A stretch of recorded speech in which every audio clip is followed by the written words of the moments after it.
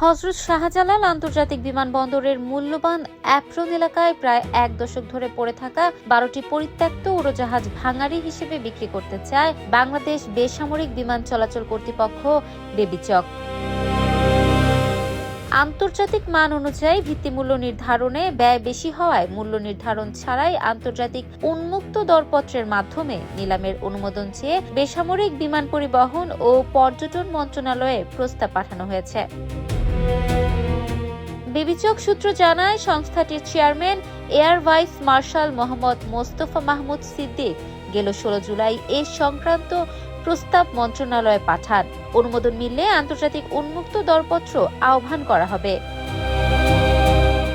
শাহজালাল বিমানবন্দরের রপ্তানি cargo অ্যাপ্রনে United এয়ারওয়েজের ৮টি, রিজেন্ট এয়ারওয়েজের ২টি, জিএমজি এয়ার লাইসেন্স ও এঞ্জেল এয়ারওয়েজের ১টি করে মোট ১২টি উড়োজাহাজ পরিত্যক্ত অবস্থায় রয়েছে। প্রায় ১,৯২,১০০ বর্গফুট জায়গা দখল করে থাকা এসব উড়োজাহাজের কারণে কার্গো কার্যক্রম, উড়োজাহাজ পার্কিং ও বিমানবন্দরের অপারেশনাল সক্ষমতা ব্যাহত হচ্ছে বলেও জানিয়েছে বেবিচক।